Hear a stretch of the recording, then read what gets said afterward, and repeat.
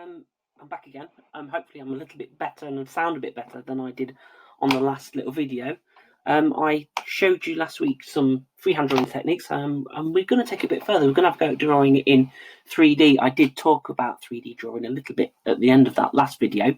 So we're just going to have a go at it now. We're going to do the most basic one, which is called oblique. It's a form of parallel projection. Parallel meaning the lines will never meet, so that's the most important thing that we need to remember with all these drawings that we're going to do. So I've got about 5 videos this time to show you, so not as many, but hopefully they'll be useful, and hopefully they might show you how to do something that you might not have done before. So if you've done it before, then it's a chance to expand your skills. If you haven't, then it's your opportunity to try some of those things out. So let's have a look at what I want us to achieve. So just try drawing in 3D to improve your graphical communication skills again, and apply the skills to drawing or a bit of lettering. So you'll see some of my examples, have a go at a couple of them, and then do a little piece of your own. So the outcome is you've attempted to add a third dimension to a 2D drawing. You've tried at least one of the examples that I've put on this slideshow, and you've drawn a 3D object or tried some 3D lettering. Like I say, what you produce is totally up to you. So let's have a look at the videos I've done. Again, very basic, very simple. Using this video, you can stop, pause, go back if you're a little bit stuck. So let's have a look. The first one is just a square. So as you can see, what you've got in front of you is a square, 2 dimensions. Okay, you've got that way and that way, so horizontal and vertical dimensions. So we're going to give it a third one. I'm just going to press play and you'll see how easy it is. So what I'm going to do first, I've got a ruler. So I'm doing this with a ruler, and I'm not concerned about the angle I'm drawing at, because when you're drawing in 3D, the angle that it's going to be is determined by where you are when you were looking at it. So what is important though is that you make sure that whatever you draw now is parallel. So I've done that line along there. This one, I've checked that it's the same again. And I'm going back the same amount of distance. So I've measured 2 centimeters there, and I've measured 2 centimeters there. Now I need to do one more, again, parallel with this one. There I go. Sorry for taking my time. So I'm just lining up my centimetre there, look, and I'm just going to go 2 centimetres. And then the other important thing for any 3D drawing to look right is the parallel lines. So again, what I'm going to do is make sure what I draw here is parallel with the vertical line, and then I make sure that the horizontal lines match up so it does look 3D. So that's the most basic one. It's just a cube. Okay, so nothing really difficult. Worth a try. Have a go. If you don't want to do it with a ruler, then you don't have to. This is again just about building those skills. Okay, so let's have a look at the next video. Let's go on to the next one. So I've just gone with the letter L, quite nice and easy. It's just a little bit more complex than the square. And again, it's using the same process, but what I wanted to show you is you've got a few more angles to work with. So it's the same, exactly the same thing again, but just with a few more angles to work with. So I'll just talk through it very quickly again. I'm going to use a ruler for this one. I'm going to go from a different angle. So if you're looking at this and we're doing it in 3D, we've got this coming down this way. So if you're doing a bit of lettering, this could be a really nice bit of drop shadow. Again, emphasis on the parallel line, making sure that what we're drawing is parallel. Okay. So I'm just lining it up. I'm just measuring, making sure I've done it the same amount of distance back. So 5 centimeters on each of those. And I'm going to bring my ruler up. Okay. And I'm going to pull that back there, like so. So 5 centimeters. Then it's a simple case of, again, matching those up. So we've got another 3-dimensional shape, drawn very quickly, drawn very easily. So the next one I'm going to show you is another shape. It's like some steps. It's going to be a little bit more complex, but we're going to do it without the ruler. So I've drawn it before, so let's have a look at it. So here's the steps. I've just drawn them before I came onto this video, and I'm just going to show you again. We're just going to go with the freehand skills that we learned last week.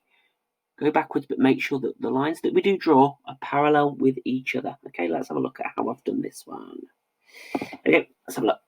So starting just there, and I'm just pulling it back. I'm not worried about measuring going backwards, because I can rub that out after. As long as I do it lightly, I can take those out later. So I'm just following those lines, and again, bringing that down. Now, because I've had to do this video like this, I've not I've not done what I did last week in terms of moving the paper around. That would make it a lot quicker and a lot easier for me to do. But I've just kept it still just so that you can see what I'm doing. Yeah. So there you go. There's some steps made into 3D very quickly, very easily. Again, give it a go. See how you get on.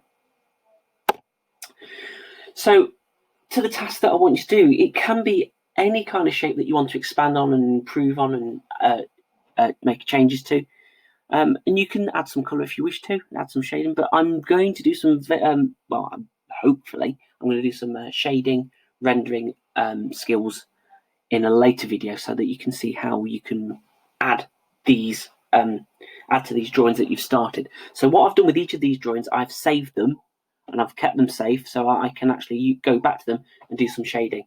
Okay, let's have a look at these ones, just some very, very basic letters. Again, I've done these in freehand, so just a big question mark.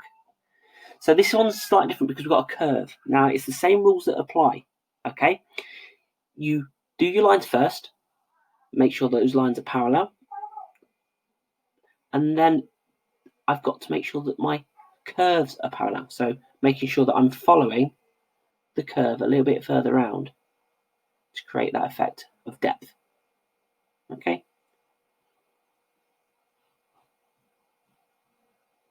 So putting that in there. And just a little bit, I've just put a little bit of shading just so you can see it a little bit quicker.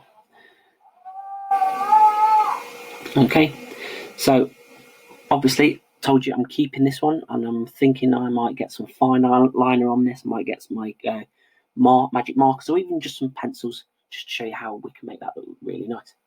Next one is just my first initial, again with a curve, but I've got my angle slightly different. So this one, I put the drop shadow on. This time I'm putting the shadow or the 3D effect going up and off into the distance that way. Again, the parallel rules still apply, and I then colour that in. Okay, so you've got that sense of depth. Really simple, really basic, but quite effective, especially in terms of things like lettering. Okay, so this can also be applied, obviously, to products that you draw. So if you wanted to do a phone and you wanted to show the features on the side of a phone, you can use this kind of skill to draw those things on there. So the last little thing that I've put is just a name. So I've picked my little girl's name, so I can use this a little bit. So I've just done as a 2D drawing or 2D lettering, I've put her name, and I'm just going to do exactly the same skills that I've just done, but I'm applying it to a name. Oh, go back. Sorry about that. So let's go and see what I've done. Shouldn't take long. So exactly the same technique every time, just making sure that the lines that you draw back, once you've done your first one, you keep them all to the same. Keep them same, keep them parallel. Parallel meaning the lines will never meet. Think of a train track, okay? So again, I'm just going to put a little bit of shading on the back of that. And again, with this particular one, I'm going to save it. I'm going to then use it at a later date for another tutorial where I might show you how to use a fine liner, how to use some shading using pencils, or even some, like I said in the previous slide, have a go with some magic markers. Now they're something that are a little bit more specialist, but something that I really like using. And if you get to GCSE and you wanted to really, really show off your ideas, then this is a really good media to use. Okay, so that's your task then. If you want to do the lettering with the ruler, that's absolutely fine. If you want to do it freehand and then put it like I've done these last ones, equally fine. It's up to you how you do it. What is important is that you have a go, and that while you are on lockdown, you're trying new things, you're improving your skills, and hopefully you're having a little bit of fun with it as well.